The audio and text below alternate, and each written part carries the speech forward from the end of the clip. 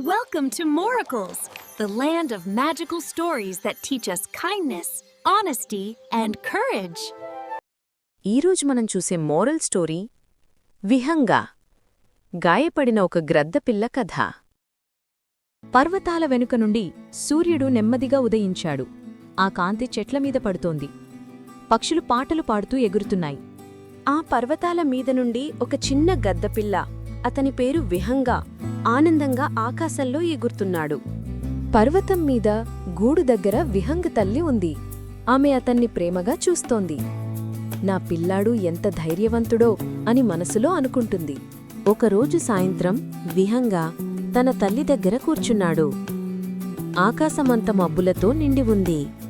విహంగ తల్లి అంది, బిడ్డా, ఆకాశం చాలా పెద్దది. గాలులు ఎప్పుడు మారుతాయో తెలియదు. అందుకే మనం ఆకాశంలో ఎగిరేటప్పుడు జాగ్రత్తగా ఉండాలి.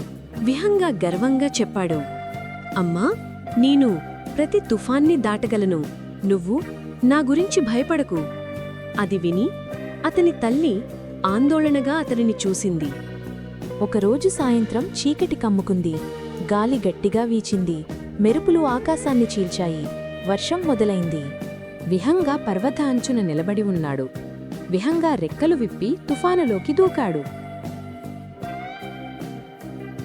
గాలి గట్టిగా వీచింది. వర్షం అతన్ని గట్టిగా కిందికి తోస్తుంది. విహంగా తన శక్తంతా పెట్టి ఎగరడానికి ప్రయత్నించాడు.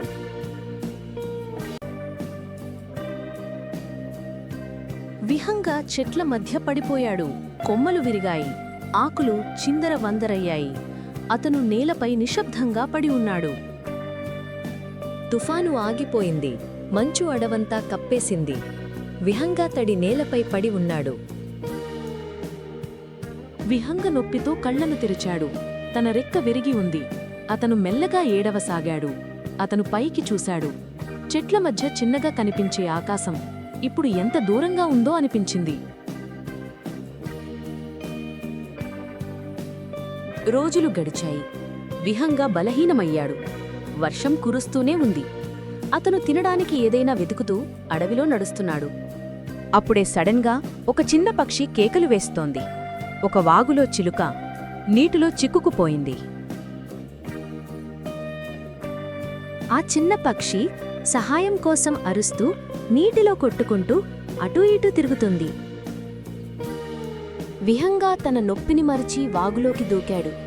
తన కాళ్లతో ఆ చిలుకను పట్టుకుని ఒడ్డుకు తీసుకువచ్చాడు. చిన్న చిలుక వణుకుతూ అంది, నువ్వు ఎగరలేవు, కాని నన్ను రక్షించావు. నీకు చాలా థాంక్స్. అది విని విహంగా చిన్నగా నవ్వాడు.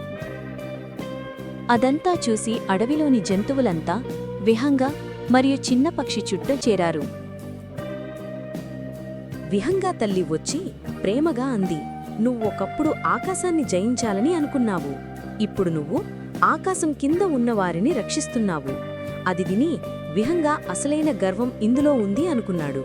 ఈ కథలోని నీతి ఏంటంటే, గొప్పతనమంటే ఎంత ఎత్తు ఎగిరావో కాదు, ఎవరైనా పడిపోయినప్పుడు వాళ్లు పైకి లేవడానికి నువ్వు చేసిన సహాయమే నీ నిజమైన గొప్పతనాన్ని తెలియజేస్తుంది. Thank you for watching. We hope you liked the story. Don't forget to like, share, and subscribe. See you soon. Bye-bye.